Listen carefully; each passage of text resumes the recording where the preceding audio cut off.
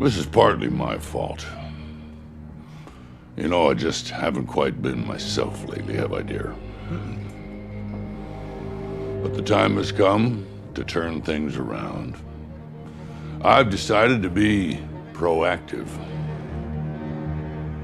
And it starts with you.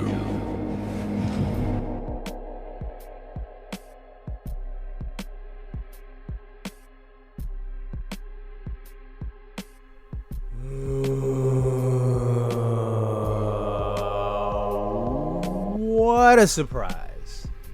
What a surprise. I did not think that I would be speaking to you in the middle of May. But here I am. Listen, I'm only here to insult you just a little bit more because I really do think that I left you out in the cold by the end of the 2023 season, or the 2022-2023 season. I did. Everything that I'm about to say is with full acknowledgement that I am no longer the king of this league. I'm sharing it with someone else, unfortunately. The worst possible person that you can share a league with.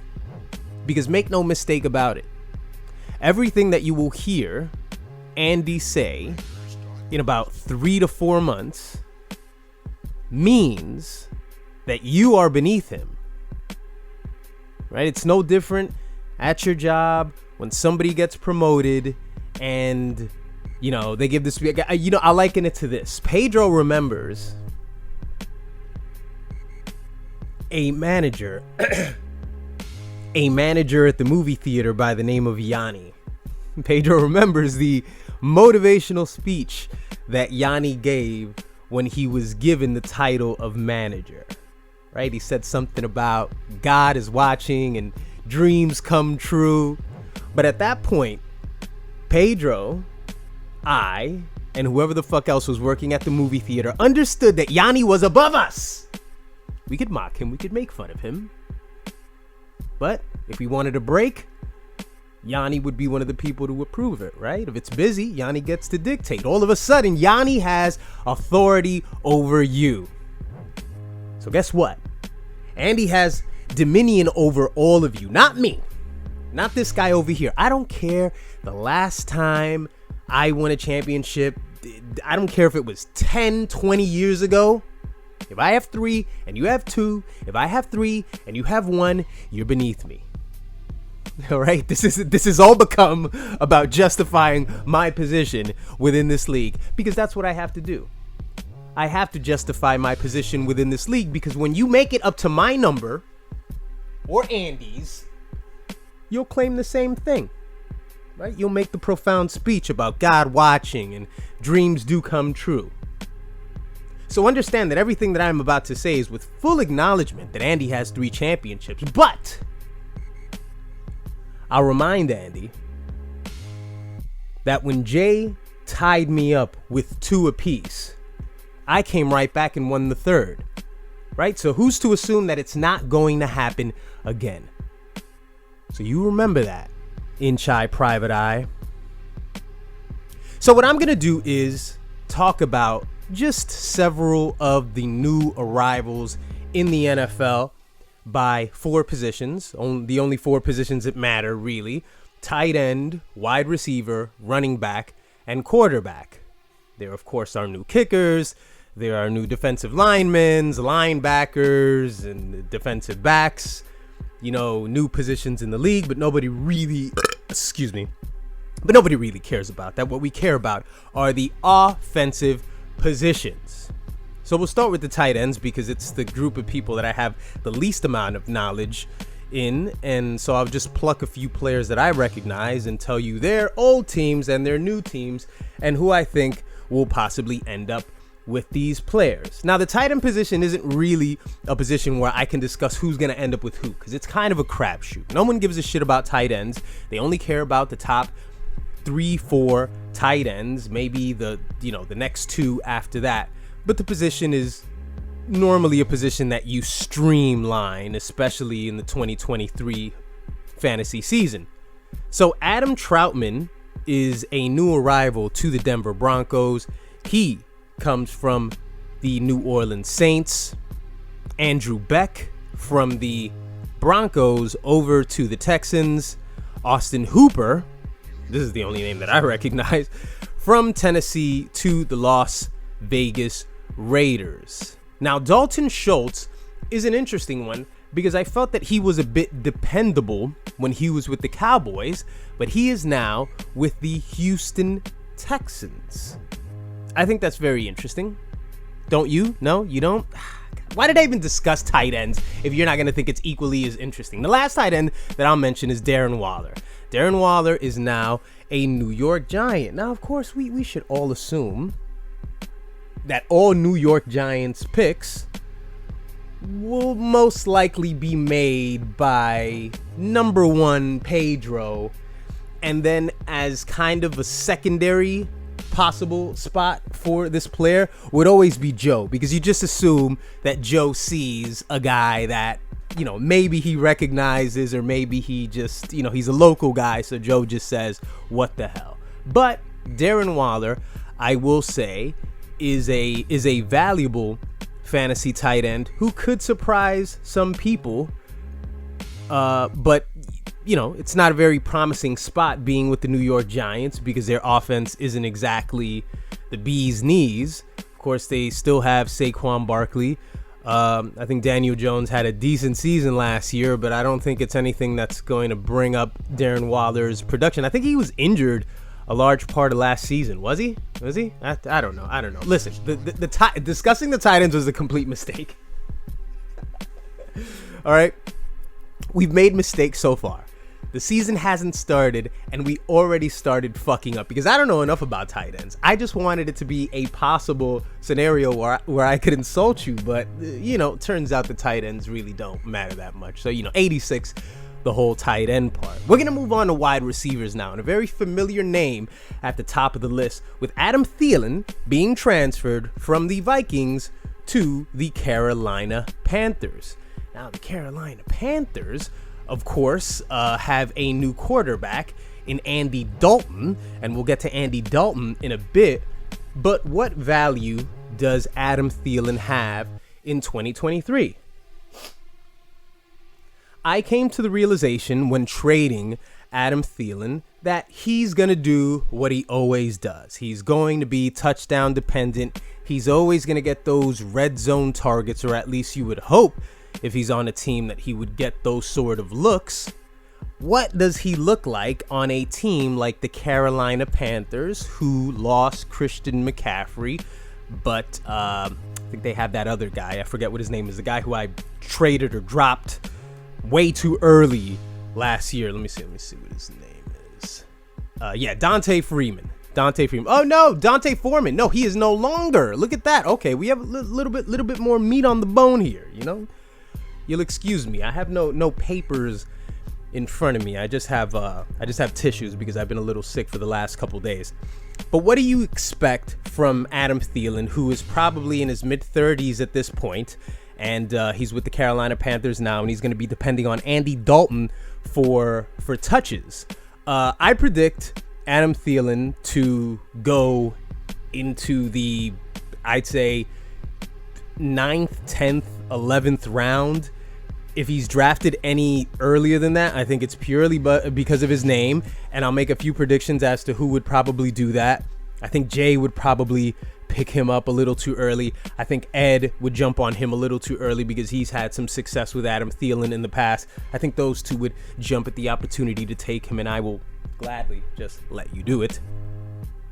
Allen Lazard from the Green Bay Packers to the New York Jets. Allen Lazard, of course, comes over to New York to complement Aaron Rodgers. He is a young receiver who got outshined by that other Packers receiver by the end of the season. I think this is a very optimistic pick.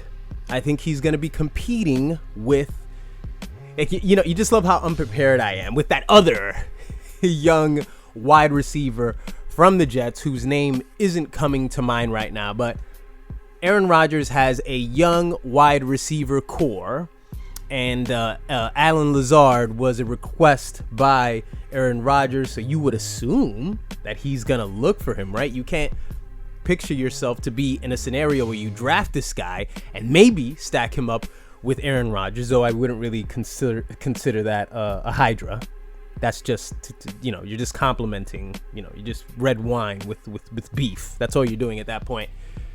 I doubt that you would be in a situation week 5, week 6, where he, doesn't at least have 3 touchdowns because, Aaron Rodgers is just like looking for him to validate his request because he made the request to have these list of players. Allen Robinson, a pick that I think is going to yield a lot of benefit for some lucky fantasy owner out there. Allen Robinson II from the Rams to the Pittsburgh Steelers. The picket sign, whatever the fuck his name is. Very good young quarterback. I think anywhere Allen Robinson goes, if he's not injured. Was he injured last season? Let's see. Yeah. Don't you love that? Just the sniffles.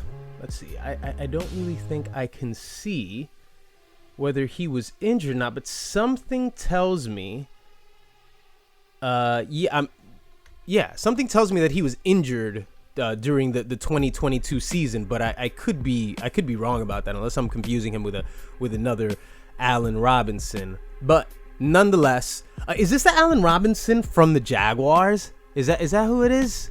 Was he on the Jaguars before he was on the Rams, or is that another guy? I don't know. I don't fucking know. We got, who else do we have here? We have Brandon Cooks, who goes from the Texans to the, was that early in the season last year when he did that? Was that early in the season when he did? Because I also see Chase Claypool on this list, and he obviously was traded in the middle of the season, and this is on the list. So I guess officially, it's still a new change. So, yeah, Brandon Cooks, nobody's excited about that because he's definitely going to be injured halfway through the season.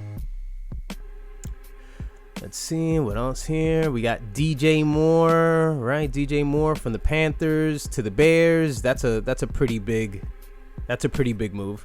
Okay, we're moving on to running backs, all right? Never mind. We're moving on to running backs, okay? Chase Edmonds, who did fuckle for the Miami Dolphins, now gets traded to the Tampa Bay Buccaneers, the Tom Brady-less Tampa Bay Buccaneers. I don't want anything to do with a Bruce Arian running back. Just like in the past, nobody wants anything to do with Bill Belichick running backs. Unless it's Rashad Stevenson. Right, that's the guy, Rashad Stevenson. See, I have to get, I have to get back into this mode in order to remember all these meaningless names that just, fumble inside my head while I do these recaps, while I improv this particular recap. But it's Stevenson, Ramondre Stevenson. That's what it is, Ramondre Stevenson, who I dropped and Ed picked up. Like the old adage goes, one man's trash is another man's treasure. But fortunately, Ed did nothing with that treasure. Chase Edmonds from the Dolphins to the Buccaneers. I want nothing to do with him. But of course, one of you will select him. Probably, in the back end of the draft, I would assume, right? Christian McCaffrey, of course, is now a 49er. And the big running back shift, DeAndre Swift to the Philadelphia Eagles. Now, what does this mean now, right? Because if I'm not mistaken, that other Eagle was also shifted away to the Carolina Panthers, right? You have Miles Sanders, who goes from the Eagles to the Panthers, so he's no longer there. Andy is weeping on the inside. When Andy weeps on the inside, I'm a happy guy. What happens with DeAndre Swift, who, it didn't really work out for him with Detroit. Detroit had a Jamal Williams, who of course is on the Saints now, and Jamal Williams is a player that I'm very excited for. Eric had him last season. I believe he had the most touchdowns last year. I'm not sure if that's an accurate stat, but late in the season, he had way more touchdowns than everyone else. Let's see where that goes. But DeAndre Swift, to me, it's kind of like the way people perceive Chiefs running backs, or the way you would perceive any running back that's a part of a explosive offense, and you just assume that they'll get the lion's share of carries and they'll have some fantasy value. And that's kind of what pisses you off about these kind of picks and these kind of positions, where he's a low end, he'll get low end numbers, but just because it's an explosive team that maybe gets to the red zone often, you have to kind of pick him wherever he's sort of positioned, or else you miss out on that possible production. I don't want anything to do with DeAndre Swift, because I had him, I think, about 2 seasons ago when he got injured early and did nothing for the remainder of the season. So these kind of players, they're just, it's a crapshoot. It's a gamble. But I do predict him to go a little higher than he should, because of the immediate excitement of him being on such a good team, and you just figure that that's going to yield some benefit. D'Onta Foreman, as I said, from the Panthers to the Chicago Bears. You also have one of my favorites, David Montgomery, maybe replacing DeAndre Swift on the Lions now. He comes from the Bears to the Lions. I'm going with him if I've got a shot. If I have a shot late in the draft, why not? Why not go with the guy who looked like he was a low-end RB2? And I think if you're going to be a team in 2023 that's going to stockpile running backs, which that seems to be the conventional smart decision, I think David Montgomery is a good person to keep on your bench, maybe for a bye week. And he could surprise you sometimes. He surprised me here and there with, some 12-point performances. He's there. He's hanging around. Enu Benjamin, no one gives a shit. He's on the Saints now. As I said, Jamal Williams, that's somebody who should be monitored as the draft goes along. Latavius Murray on the Bills now. I think Paul sort of has a bit of a crush on Latavius Murray. We'll see if they make out by the end of the draft.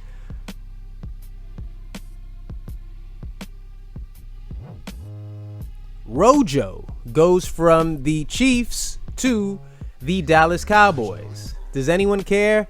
Does anyone give a shit?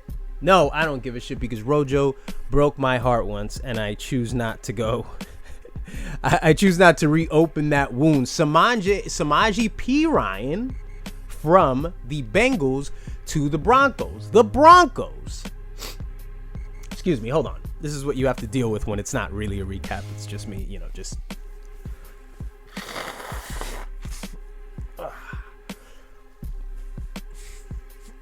One thing I'm learning now that I'm 41 years old, and you're, you guys are mostly over 40. You're just like, mid-30s. We're all the same age, basically. But what you'll find is when you go over 40, you still feel the same. But when you're sick, when you have sinus issues, stay away from the dairy. Stay away from the dairy, because that added mucus, it really does manifest in your snot when you, and I'm somebody that, I'll have a bowl of cereal here and there. I'll definitely fuck up some yogurt, and I gotta stay away from that shit right now when I got these sinus problems. So that's what you'll find changes as you mature into a young man. Samaje Perine to the Broncos. I think the Broncos, one would expect them to be somewhat better than they were last season. I think last season, they experimented. It didn't work out. Now Sean Payton is there. And look, it's either the playoffs or it's nothing. I don't think anybody expects them to win the Super Bowl. But players like Perine certainly make you excited for a possible spike in Denver Bronco offensive production. I'm certainly a little Robert De Niro, a little looking at P. Ryan. So let's move on to the final position, the only position that really matters, and that's the quarterback position. Okay, the one that you're all familiar with. You're all familiar with Aaron Rodgers from the Packers to the New York Jets, right? Aaron Rodgers is, in my opinion, a much more valuable fantasy quarterback than he was last season, because now there's incentive, right? It's not just financial incentive. It's him proving his legacy, him proving that he is one of the top 5 quarterbacks over the last 20 seasons. Is that the case? Is he up in the top 5? Maybe. He's won enough MVPs. I think he's got like 4 MVPs or some shit like that. But having this new team and being under the spotlight in New York City, pretty much gives me an indication that if he's selected rather early, I'm not sure when Pedro selected him last year, but if he's selected, I'd say, okay, so you would go Mahomes, you go Allen, Burrow, Lawrence, I'm assuming. Am I forgetting somebody? There's like a young quarterback, the Chargers quarterback, right? Those are the top 5. After that, I believe Aaron Rodgers is in that group. I don't know who heads that group, but it might be Aaron Rodgers. That second, and I could even imagine somebody picking Aaron Rodgers ahead of Lawrence. Would I necessarily fault you for that? Probably not, but at the end of the season, there's probably not going to be much of a difference between them. But the optimism of picking Aaron Rodgers and being in New York City, and let's not forget, they're going to get a lot of national attention, and maybe sometimes you just want to sit there and watch your player cook. Will it be Jay? Will it be a jaded Packers fan looking to stick it to the Jet fans? Or will it be Ed? Will Ed be the one to select Aaron Rodgers now that he is a Jet? We don't know. Andy Dalton. No one cares. If you have Andy Dalton on your bench by the end of the draft, I hate you. I hate you. A much more viable, a much more logical pick, in my opinion. Look, and this is all my opinion, right? This is all this really is. Baker Mayfield. I could see if one of you just wanted to keep a quarterback there for a bye week, and I'm not really a big fan of that, because I think there's always, and this year more than ever, I don't think anybody's gonna draft Jimmy G. I don't think so, but Jimmy G's a great buy. He's a great buy selection. I think Derek Carr on the Saints is another possible buy selection. Who else? I think that's about it as far as quarterbacks. But again, I don't think Andy Dalton should be drafted, and I don't think he will be drafted. I can understand that Baker Mayfield, who sometimes shows signs of life. What did he come in like late last year for the Panthers, and he got like a big win. He can do that. He sort of has that Ryan Fitzpatrick effect where he overperforms, he has a bloated performance, and then he does nothing for the next 6 or 7 weeks. So there's possibly something there. As I said, Jimmy G probably won't be drafted. Though, you know what? I take that back, because when you have possibly the best wide receiver in football, there's some value to that, and I could see him on somebody's bench. So Jimmy G is somebody who, he's going to be drafted as well, but he's going to be riding the pine for someone. Who is it? I don't give a fuck. No one cares. Marcus Mariota is also the backup quarterback for the Eagles now. He's gone from the Falcons to the Eagles, so Marcus Mariota is just drifting into fantasy obscurity. Not that any of us ever played Marcus. I think Jay played Mariota a couple times. I think he did, but other than that, no one cares about him. Sam Darnold is now the 49ers quarterback. There's a possibility maybe if that new guy gets hurt, maybe he gets a rep or two. There's somebody who's not on this list that I want to also discuss, and that's Odell Beckham Jr. Odell Beckham Jr., who is, of course, now on the Ravens. What I love about Odell is this. Odell will confuse the fuck out of Ed. I'm a fan of any player who who's deceptive, right? Who appears to have a lot of value, and of course there's value to Odell Beckham Jr., but he's just gonna be selected way too early, and anybody who selects him earlier is just keeping him from Ed. That's the reality that we live in. Whenever Odell Beckham Jr. is selected for the draft, whoever it is that selects him, if it's not Ed, they only did it just to get him out of Ed's hands. And at that point, if that's your guy, if you want him, go ahead and take him. But I will be totally transparent and open about this. May 9th, 2023, months before the draft, I do not want Odell Beckham Jr. on my team. I do not. He's fragile. He'll get hurt. He'll make one catch, and then he'll pretend like he just fucking created fire out of his ass crack just because he made a 10-yard catch, but it was one-handed. I am not interested in Odell Beckham Jr., but I do like him as a decoy in the draft so I can get to other players. You understand what I'm saying? Do you understand what I'm saying? No? Okay, well, I didn't understand much. I don't think we accomplished much. I think this was a waste of time. I think you should be, pretty disappointed in yourself because you listened to this entire thing. And if you didn't listen to this entire thing, well, you're not listening to this. Or you go fuck yourself, you piece of shit, for even thinking that you could step into my fantasy league and take my chip from me. Andy, I want my belt back, and I will get my belt back. Do you understand me? Understand that. Understand that when Jay tied me, when he won 2 in a row, I came back in 2017 and I got my 3rd. So I broke that tie. I break ties, sir. That's what I do. I don't tie with men. I don't kiss men. All right? We don't do that over here at Team Bundy. All right?